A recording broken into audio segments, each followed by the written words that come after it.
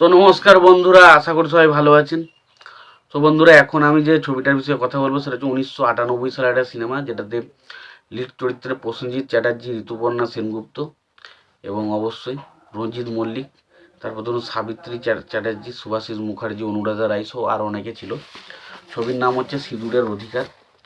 তো এই ছবিটা পুরোপুরি একটা ফ্যামিলি সেন্টিমেন্টাল ছবি, যেখানে আমরা একটা পরিবারের স্বামী এবং স্ত্রীর মধ্যে একটা ঝামেলা এবং তাদের মধ্যে কিছু ভুল বোঝাবুঝি এবং তাদের মধ্যে ঝামেলা হয়, এবং সেই ঝামেলার ফলে যে এই ছবির যে মেন নায়িকার যে ক্যারেক্টারটা প্লে করছে, সে তার ভাইয়ের বাড়িতে থাকে এবং তার ভাড়ায় বাড়িতে সে থাকে, এবং তবু সে কিন্তু তার স্বামীকে ভুলতে পারে না। এবং পরবর্তী সময় তার এমন কি জিনিস ঘটে বা এমন কি ঘটে তাদের মধ্যে যে আবারও সে বাধ্য হয় তার স্বামীর কাছে ফিরে আসতে। তো এরকম সিনেমাটা, এই সমস্ত সিনেমাগুলো বেশিরভাগ আমাদের ক্ষেত্রে কতটা ভালো লাগবে আমি জানি না।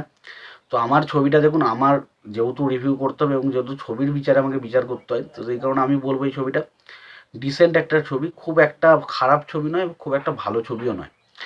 তবে যদি এখন বর্তমানে কিছু অডিয়েন্স রয়েছে যারা ধরুন এই ধরনের সিনেমা দেখতে খুব একটা পছন্দ বা ফেভার করে না, তো তাদের ক্ষেত্রে ছবিটা কতটুকু ভালো লাগবে আমি বলতে পারছি না।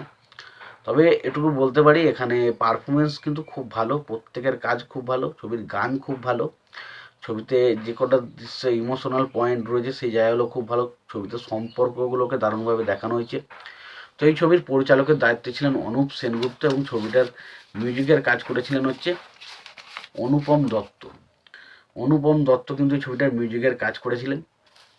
তো ছবিটা নিয়ে যদি বিষয় নিয়ে আলোচনা করি, তো তার আগে প্রত্যেকটা বন্ধুকে অনুরোধ করে রাখবো, আপনারা চ্যানেলটায় নতুন হয়ে থাকলে অবশ্যই আপনারা চ্যানেলটা সাবস্ক্রাইব করে নেবেন, আর যদি ভিডিওটি ভালো লেগে থাকে লাইক কমেন্ট শেয়ার করবেন। দেখুন এখানে প্রসেনজিৎ চ্যাটার্জি, রঞ্জিত মল্লিক, ঋতুপর্ণা সেনগুপ্ত বা অনুরাধা রায় বা সুভাষিস মুখার্জি, তো এখানে স্পেশালি যে কটা সিন কমেডি রাখার চেষ্টা করা হয়েছে বা কমেডি দেখানোর চেষ্টা করেছে, সেই জায়গাটা সামলানোর চেষ্টা করেছে আমাদের সুভাষিস মুখার্জি। এবং সুভাষিস মুখার্জি বাংলার অন্যতম ফাইনেস্ট কমেডিয়ান বলা যেতে পারে, কারণ তার মতো কমেডিয়ান বাংলা সিনেমাতে উঠে আসা খুব মুশকিল।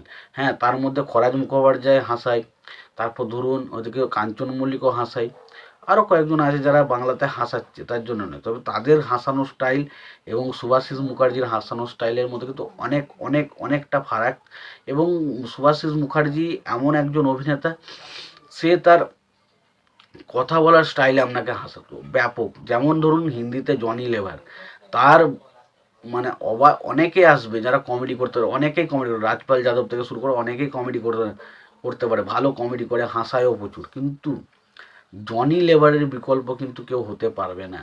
সেরকম সাউথে ব্রহ্মানন্দন, ব্রহ্মানন্দন অনেকেই কমেডি করে, সাউথের প্রচুর কমেডিয়ান রয়েছে, তবে ব্রহ্মানন্দনের বিকল্প আমার মনে হয় খুব একটা কেউ নেই। সেরকম বাংলাতেও Subhashish Mukherjee one of the best comedian. তো তিনি যে জায়গাগুলো কমেডি করেছে সেই কমেডিগুলো ব্যাপক লাগে। এবং পাশাপাশি প্রসেনজিৎ এবং ঋতুপর্ণার মধ্যে কেমিস্ট্রি, বরাবরই আমরা যখন প্রসেনজিৎ এবং ঋতুপর্ণার মধ্যে যে কোনো ছবির মধ্যে কেমিস্ট্রি দেখি, সেটা আমাদের ব্যাপক লাগে, মন ছুঁয়ে যায়। সো এই ছবির মধ্যেও সেই জিনিসগুলো দেখতে পাই। পাশাপাশি এখানে সম্পর্কের টান, সম্পর্কের ভিত্তি, সম্পর্কে একটা ভালোবাসার জন্য একটা যে বেদনা, তো সেই জিনিসগুলো কিন্তু দারুণভাবে ফুটে ওঠে। ছবির গানগুলো বেশ ভালো, পাশাপাশি রঞ্জিত মল্লিক সাপোর্টিং ক্যারেক্টার হিসেবে বেশ ইন্টারেস্টিং। তো আমার কাছে ছবিটা বেশ ডিসেন্ট লাগে, খুব ভালো লাগে বলতে পারবো না, তবে খারাপ হলে যে লাগে সেটা কিন্তু না। তো তোমরা যদি ছবিটা দেখে থাকো, তোমাদের কেমন লেগেছে জানাতে পারো। আর যদি তোমাদের ভাবো হাতে সময় আছে এবং প্রসেনজিতের সিনেমা দেখতে আমাদের ভালো লাগে, তাহলে অবশ্যই ছবিটা একবার দেখতে পারো। আর যদি ভাবো যে না দেখবে না, তাহলেও কিছু বলার নেই, না দেখতে চাও নাও দেখতে পারো, সেটা তোমাদের ব্যাপার। বাট আমার ছবিটা কিন্তু ডিসেন্ট লেগেছে, খুব একটা আহামরি কিছু লাগেনি। তো এই ছিল মোটামুটি আজকের রিভিউ। তো তোমাদের এই বিষয়টা নিয়ে কি মতামত তোমরা জানাতে পারো। তোমাদের যদি ভিডিওটি ভালো লেগে থাকে লাইক কমেন্ট শেয়ার করে দিও। চ্যানেলটা নতুন হয়ে থাকলে অবশ্যই তোমরা চ্যানেলটা সাবস্ক্রাইব করে নিয়ে পাশে বেল আইকনটা অবশ্যই প্রেস করে দিও। ভালো থেকো, সুস্থ থেকো, দেখা হচ্ছে পরের ভিডিওতে।